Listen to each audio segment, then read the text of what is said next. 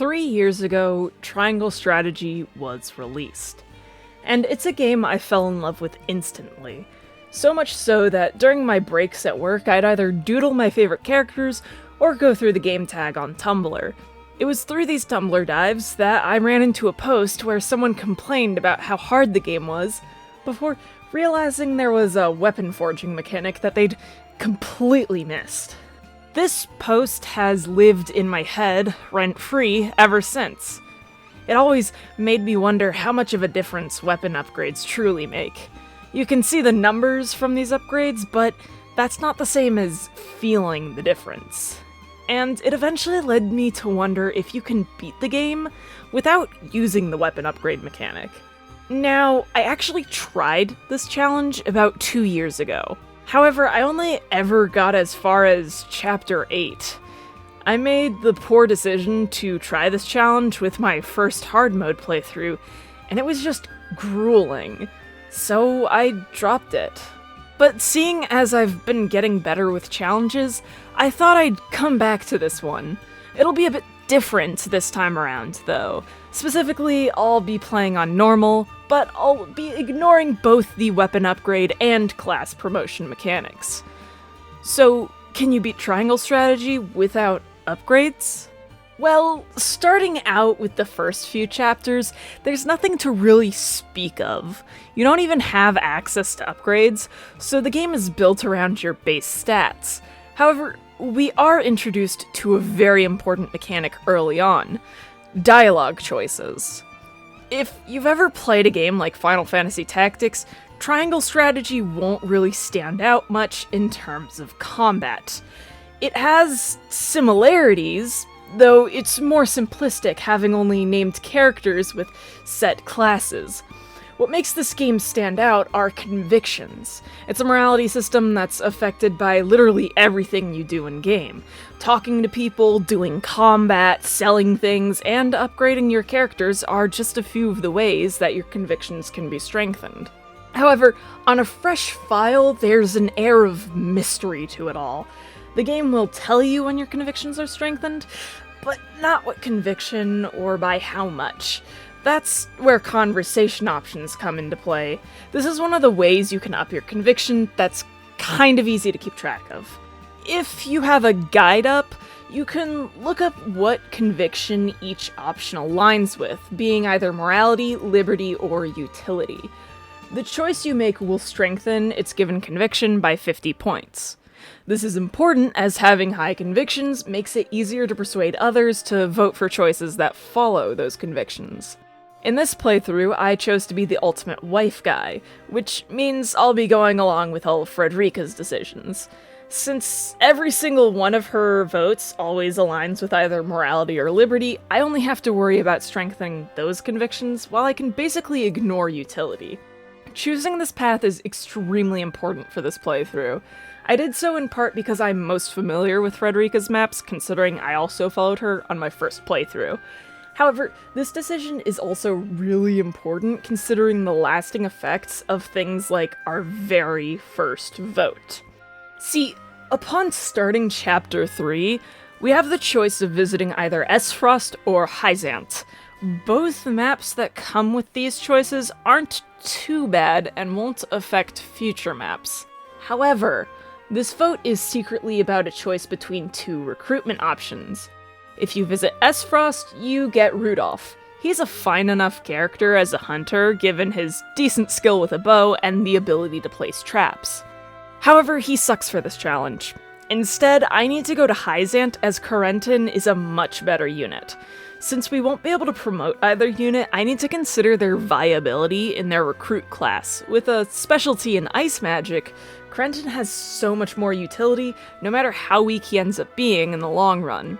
First of all, magic always does a ton of damage against enemies. Not to mention mages will have a starting magic attack that can hit up to 5 enemies at once. Secondly, Corentin's single target magic attack is capable of inflicting silence, which means I have the potential to shut down any super problematic enemies. He also has an amazing skill upon reaching level 5, where he'll be able to erect an ice wall that can block off choke points. This is an obstacle that will force enemies to either waste turns breaking it down, or trying to walk around it. And the last thing I haven't mentioned is that all ice magic will freeze any tiles it's been used on. There will be many times that a map I'm doing will be covered in ice, and this is a good thing. See, frozen tiles have two major effects. They have an increased movement cost, and they lower attack accuracy. These will affect my units, but they also affect the enemy in much the same way. Strategically freezing the map can make it harder for the enemy to reach and harm me, so long as I'm careful about it. So yeah, I listened to Frederica and went to Hyzant. Upon our return to Glenbrook, we may have accidentally run into an assassination that may or may not be used as pretext for a war. And since Prince Roland is in our party, he obviously has us run into the castle to save his family.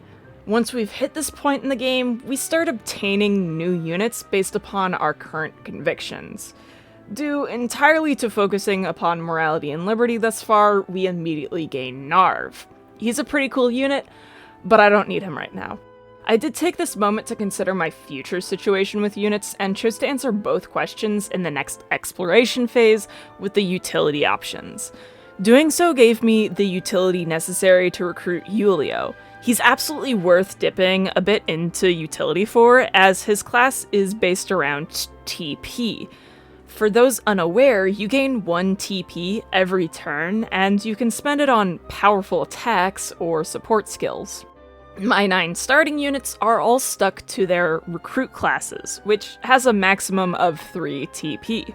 Everyone else will recruit from this point onwards will start off in a veteran class, which gives them a maximum of 4 TP.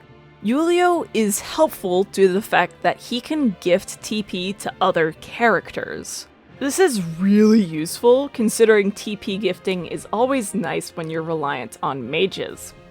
I haven't mentioned this, but magic attacks always cost at least 2 TP, so mages usually need to start passing turns at some point before they can attack again. Julio is our way to counteract the need for our mages to wait. Another notable thing at this point is that the game really expects you to start making use of weapon upgrades. You'll have gained some materials for upgrades in previous battles, and should have begun using them as such. At this point in the game, these weapon upgrades are almost entirely stat boosts, things like increased attack, defense, and HP. With how small the numbers are, you may think it makes a very small difference. However, Triangle Strategy is a brutal game at times. Small differences in stats can sometimes be a life or death situation. And in lacking these tiny stat differences, we start to suffer our first deaths in Chapter 5.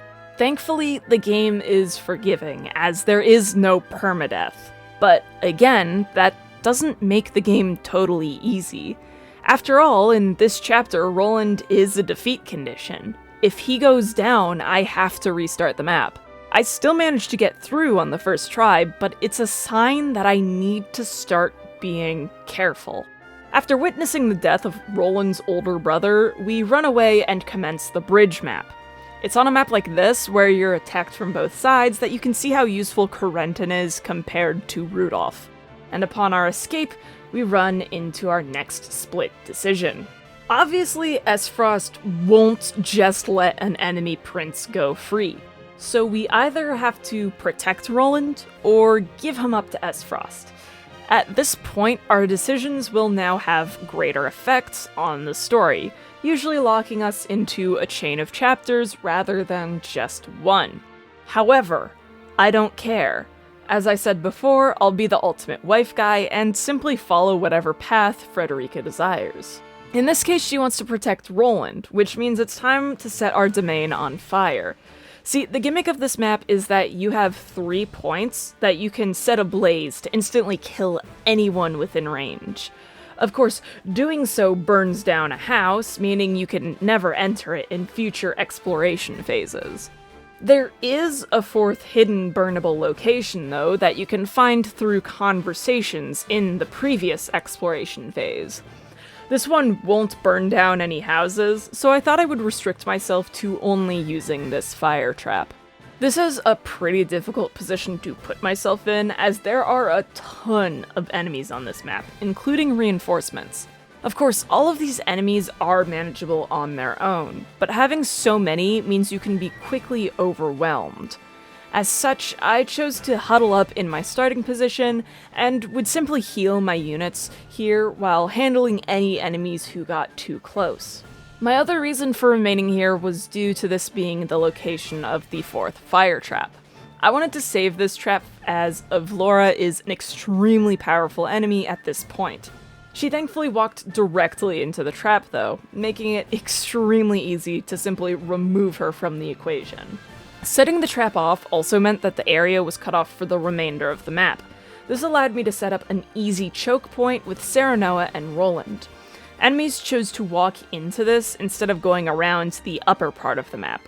This made it pretty easy to hold off the enemy while keeping my units in good health. Not to mention having enemies grouped together like this is prime mage fodder. Having protected Roland, we're then given an offer to hang out with a dude who is totally not suspicious whatsoever. While it would be funny to accept and thus watch our units pretend to be drunk, that's not Frederica's plan. No, she would rather follow the sage advice of Obi-Wan Kenobi, taking the fucking high ground. On this map, I totally didn't get Gila killed because I accidentally trapped her in a corner all alone. Instead, I spent this map harassing soldiers with a clown child I picked up some time ago. If you ever thought that Piccoletta sucked, I'm so sorry to tell you that she's one of the best units for this run. I mean, she has the decoy ability. The moment you set down a decoy, every enemy in range suddenly wants to kill the fake child. I don't know why. I think they hate 5-year-olds. And even ignoring her decoy ability, she does so much damage throwing attack items. Like, she can throw them farther than anyone else, and even gains the ability to do extra damage with them. Anyways, with our domain successfully protected once again, we rightfully kill Roland, after which this mysterious new guy named Roland joins our army. But we have more pressing matters considering we're being forced to carry out an illegal trade, and Frederica decides we should report it to the cops. For daring to go against Minister Sorsley, his steward attempts to kill us. It's at this point in the game where things begin to fall apart. At this point in the game, you're recommended to be around level 14, and you're expected to have begun promoting your starting units. However, if you only do story battles and avoid doing mental mock battles, you'll likely be a few levels behind what the game recommends. And I was in this state. All my units were a few levels below what was recommended, along with not being promoted, so I was quite lacking in the stats department. If I didn't make it clear earlier, I'll state it outright. Triangle strategy is a numbers game. If your stats are equal to or better than the enemies, then you'll be golden. If your stats are lower, you'll have better luck bashing your head against a wall. That is, without exaggeration, how I felt doing this chapter. And oh boy, is it only gonna get worse from here. However, there is a silver lining to all this. A terrible, terrible silver lining, but one nonetheless. See, most of my units died during this chapter, but I still managed to complete it on the first try. This is due to the enemy AI being extremely stupid in this game. At first, the AI chose to be stupid by having the boss stand on a burning tile while trying to kill the clown child. For those unaware, there is flammable terrain, and any terrain that's currently ablaze will do damage to anyone who either runs through it or chooses to simply stand in the fire. This did a lot of damage to Booker. 50 damage per turn, to be precise.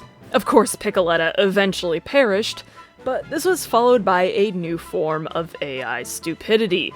At this point, my only living characters were Huette and Anna. Despite being stuck to their recruit classes, they're very powerful for very stupid reasons. Huette is a flying archer. I've used this to my advantage to snipe enemies, and for this chapter it allowed her to escape enemies for a few turns thanks to the odd horseshoe layout of this map. Anna is a spy. She has the ability to take 2 actions per turn and turn herself completely invisible. I have no clue why the devs thought this was even remotely balanced. When Anna is invisible, the enemy will head to the next nearest character for them to kill. However, if they think your other living characters are inaccessible or too far from their desired movement area, they'll usually just stand in place. So when I put Huette on this cliff edge, all the enemies decided that she was completely inaccessible, including the boss. I want you to know that literally every enemy here is capable of reaching her.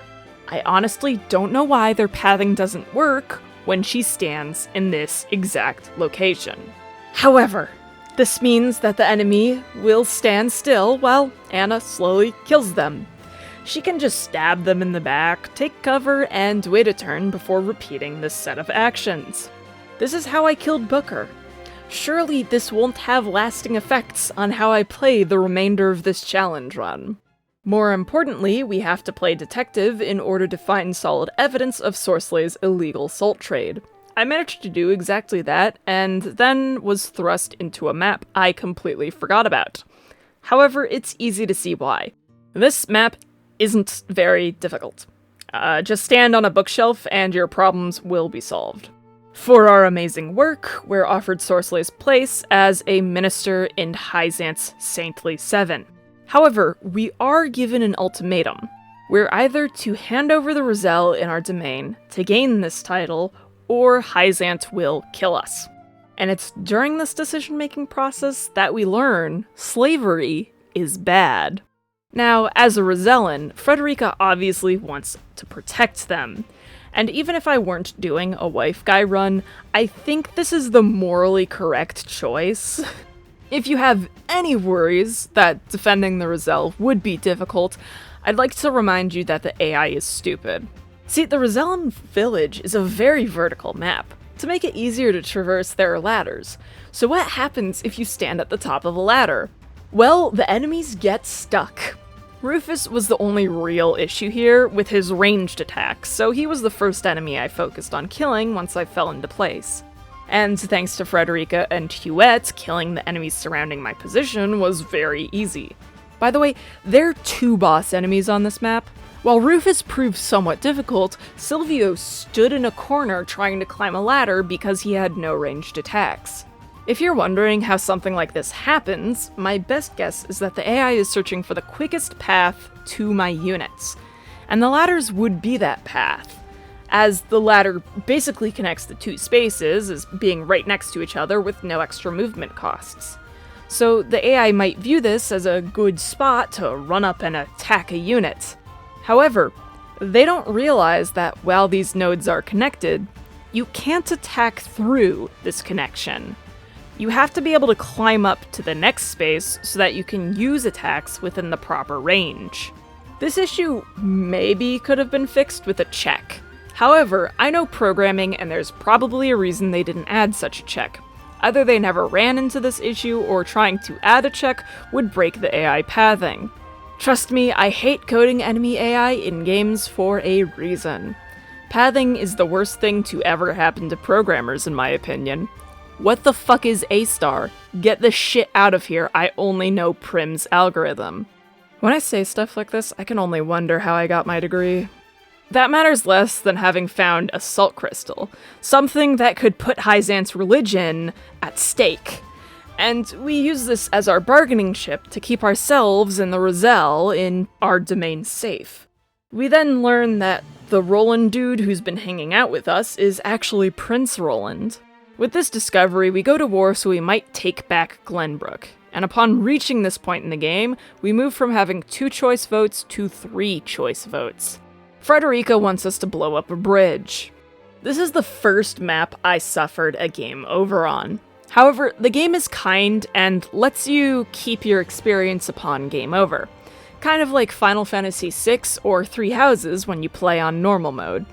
I didn't really change my strategy much between the two attempts though.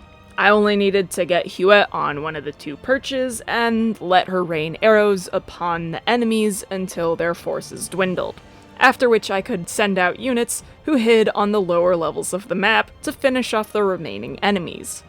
Also, Anna was there. This is immediately followed by the boat map.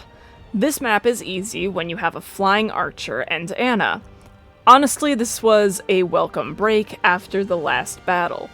Sure, Avlora can be scary, but she's a lot less scary at this point in the game as you're closer in level to her. Not to mention she's extremely willing to use skills that damage herself. And with how squishy my units are, I honestly don't care about how much damage she does. She'll kill my units, so she may as well harm herself in the process. We then watch Roland stab his own sister before moving on to our next vote. Just like with our vote in Chapter 3, this vote will only force us into a single battle. However, it's a choice between obtaining 4 different units. We're locked out of one of these units due to protecting the Roselle in Chapter 11, so it's technically a choice between 3. Again though, it doesn't matter. We're following whatever Frederica wants to do. In this case, Frederica is interested in dealing with the bandits attacking the Rosellan village. These bandits are the same ones that attacked us in Chapter 1, though you may not have known as I skipped over it. And if you're curious, yes, the strategy I used against Silvio works here as well. Bosses just love the corner. What can I say? For finishing this map, we gain the bandit Trish. If you're curious, doing this map when you've chosen to surrender the Roselle will result in you getting Travis instead of Trish. There's also one extra quirk to choosing this map over the other 2 options. See, during the next chapter, if you did this map, Trish or Travis will be force deployed. This doesn't happen with units you get from the other paths, as far as I'm aware. More importantly, we're hit with some major truth bombs at the end of this chapter. The first being that Hyzanth's religion is built upon a lie. They enslave the Roselle so they can keep a monopoly on salt. We then learn from Benedict that we're the bastard child of King Regna, making us a potential heir to the throne of Glenbrook.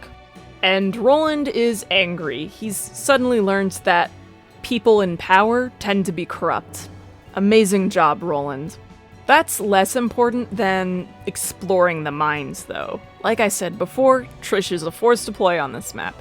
This is fine because the enemies here are weak to fire, so her fire arrows are pretty good for helping clear out this map. We do have an interesting gimmick to deal with here, but it kind of makes this map one of the easier ones this late in the game. What I mean is that the enemy will plant explosives that will explode and cause a game over after 50 turns. To balance out the difficulty of this gimmick, there aren't a lot of enemies on the map. There are some reinforcements, but I believe they're triggered by killing a certain number of units. This means that despite my units being somewhat weak, they can easily handle this map. After all, you're normally dealing with quite a few enemies, so your stats are normally balanced for dealing with that. As it is, my units are very much capable of dealing with the enemies that appear at this point in the game. It's just that they get easily overwhelmed when there are a lot of them. Also, minecarts are a hazard I'm capable of taking advantage of. Once we've cleared the mine, we run into salt. Through having control over this salt mine, we suddenly have a new bargaining chip to bring to the table. Do we use this to fight against Hyzanth's monopoly on salt? Or perhaps we'll be stupid like Roland and decide that we want to give ourselves up to the slavery state because everyone's equal there, except for the slaves. And also he cares more about hating Esfrost. Spoiler alert, we're not doing either of these. We're doing Frederica's route. Frederica says fuck the war. Let's go free the Roselle from slavery. And honestly, I can get behind that. I mean, it's just as bad an idea as Benedict and Roland's plans, but I also feel good not condoning slavery. Also, I'm busy being a wife guy. Benedict calls me out on this behavior, rightfully upset that I put my wife's advice above literally everyone else. I could have been his puppet king, and I threw that aside because I hate slavery. In all seriousness, though, Benedict is kind of right. We are chasing a legend. For all we know, we're potentially getting ourselves killed for nothing. As such, Benedict leaves the party. Roland stays, though. I don't know why we're keeping him around. The dude was ready to sell our wife to slavery. I used to like Roland, and then I ran into this decision on my first playthrough. I personally would never want to talk to him again, but I guess we're only allowed to lose one of the three heroes per path. Putting aside my beef with Roland, we're in the final stretch of the game, so I start up the next map and get my ass kicked. See, I didn't mention this at the start, but there is one consequence for following Frederica's path. This is the hardest path in the game. Maybe not necessarily for the other decisions, but the final chapters are brutal. It does help rub in the point that we're on our own in this battle, but this was the worst choice for this challenge run. To properly get across how difficult this challenge was, I started playing GTFO at the same time that I started playing the last 5 chapters of this challenge. GTFO was a more relaxing experience than this. I remember saying something along the lines of, "It's time to take a break, let's play GTFO," and the person I've been playing GTFO with probably questioned my sanity at that moment because it's not a break kind of game. To be fair though, I've been molded by playing Shanghai Rummy with my extended family for decades now. Let's just say that this challenge run is a far less stressful experience than that. Anyways, after failing the map on my first try, I chose to level all of my units up to level 30. From there, I chose to try again with basically no changes to my strategy. My entire plan was built around killing the 2 healers on this map as fast as possible while also deleting any other enemies I can. Healers have to die as they're the only counter to Anna soloing the map due to her low damage output, and removing the other enemies just makes it faster when I inevitably enter the Anna soloing phase. She will be on her own eventually. Lila is too powerful and will simply 1 or 2 shot my units. But she can't kill what she can't see. Also, we reached the new tactic of throwing attack items at the enemy. An ice stone will do more damage than Anna's dagger. It only takes a large portion of my reserves to kill Lila. It doesn't matter though, as I can just sell upgrade materials to handle my attack item expenses. And attack items are a blessing in the next map. Specifically, Thunderstones. The map is covered in water, and lightning magic electrifies the water, damaging anyone standing in it. This was essentially a break chapter, the calm before the storm even. Hold your starting point, use a decoy to lure the enemy into the water, profit. There's only one small hitch to this plan. Kamsil absorbs lightning magic. However, he hates the decoy, and he keeps putting his back to the decoy that explodes upon being destroyed, doing over 100 back attack damage to him. This happened more than once. Also, Kamsil is the only late-game boss I know of who can be poisoned. They're usually immune to poison. He is the second to last boss of the game, and he died to poison. What? At least I can continue electrifying my way to victory with him gone. Okay, that's enough of the fun chapter. It's time for the second map from hell that makes up Frederica's path. See, you have to get the Roselle across the bridge to safety. If any of them die, you fail the map. However, the win condition of this map is to kill Eudor, so you either have to be strong enough to kill Eudor immediately, or you have to spend your time defending the Roselle until you have a good enough position to deal with Eudor. I should mention that the Roselle have 3 movement and don't like walking to their objective. Funnily enough, that didn't get them killed, My first attempt failed because all my units died. They were around level 32, which is just about the recommended level for this map. But since I haven't been upgrading my units, they lack the stats necessary to do either approach to this chapter. I don't have the strength to kill Edor, nor the defense to protect the Roselle. I'm simply too weak. I've been heavily reliant upon Anna's cover strats. Hiding and slowly chipping away at the enemy works for most maps, and it easily makes up for my lack of survivability. But this is one of the few maps where the defeat conditions prevent the strategy from working.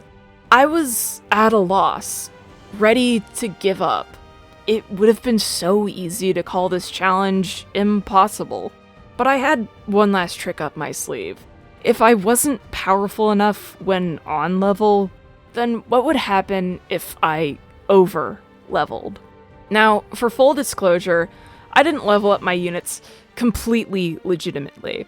See, after a certain level difference, you start gaining 1 or 2 experience per action. I probably would have spent multiple days grinding experience if I did it legitimately. So to be crystal clear, I used a cheat engine to multiply my experience gains while doing mental mock battles. It comes at the cost of me getting far less money, kudos, and materials during my grinding session. So it's overall less helpful than normal grinding, but I feel it important to put this out there as I value honesty and transparency about these runs. So I got everyone up to level 40 before trying again. The way I chose to handle this map was to have a majority of my forces hold off Edor and his cronies who were behind us. At the same time, I sent a small group ahead of the Roselle to delete the Automaton Knights. With them gone, there would basically be no danger to the Roselle, so long as I could hold off the main enemy forces. However, the true decider for how this attempt went was my decision to throw ice stones at the enemy. The downward descent towards the bridge was absolutely covered in ice. This made it much harder for the enemy to reach the Roselle, getting them stuck near my defenders. And the ice made it more difficult for the enemy to hit my defenders, giving them a slightly higher chance of survival until their next turn. In this scenario, I chose to avoid Edor as long as possible despite our proximity. My focus was more upon the enemies surrounding him, as fewer enemies to deal with would further increase my chances of survival, and this eventually paid off as Edor removed himself from his retinue. All I had to do was focus all efforts upon killing him right then and there. I threw stone after stone, hoping to do as much damage as possible. They were stronger than most attacks I could do with my weapons. I simply had to hope that the enemy healers wouldn't undo it. Hope that enough of my units would survive to the next turn to output one more bit of damage. Just one more, and it would be done. You just had to survive a few more turns. Then she could throw an ice stone and end it all. It was finally over. I won. I defeated Edor. I died. The ultimate reward for completing Frederica's path is dying, so that the others may live. I love this ending because of how it gets across that this isn't the best ending, and the only way to get that point across without seeming completely worthless is by proving the Rosellan homeland is real. But everyone gets there at the cost of your life. In this moment, I can tell you that you can, in fact, beat Triangle Strategy without upgrades. This wasn't a comprehensive check, as there are so many other paths you can take. But I think it should be possible on most maps if Frederica's path is anything to go by. As for how well the final map went, I think it was in large part thanks to covering the terrain in ice, but also a decent helping of luck. The enemy healers could have been a much bigger issue than they were. But also, when I went over the stats, I realized why bringing my characters up to level 40 worked so well. A character in their level 40 recruit class will have the same stats as they would around level 32 in their veteran class. I was essentially using the equivalent of characters just beneath the recommended level. The major difference being the lack of improvements they get from weapon upgrades, along with the skills they obtain from more advanced classes. Now, one question some of you may have is if this is possible on the golden ending. After all, Serenoa's path is potentially harder than Frederica's, being one that's more intended for New Game Plus. And to that I say, I'm not trying it. I cannot in good consciousness recommend this challenge run to anyone. It was so difficult, and I was only playing on normal mode. Imagine how much worse it would be on hard, and maybe you can understand why I quit the hard mode version 2 years ago. I do still love this game though, and I have ideas for more triangle strategy runs in the future. So stay tuned for that, and feel free to join the Discord linked in the description. I play GTFO there with others, so you can join our group. And I also hang out in VC while doing some runs. This was one of those runs. Otherwise, comment with your favorite path and subscribe for more stupidity like this. For now, I'm taking a well-deserved nap.